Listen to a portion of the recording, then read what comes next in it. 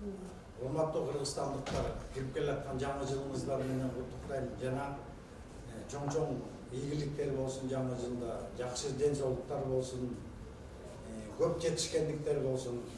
Дагы бир жолу өмүр тобунун атынан дагы бир жолу куттуктайм. Азыркы аткаруучу бүгүндүн аты Насыйкат.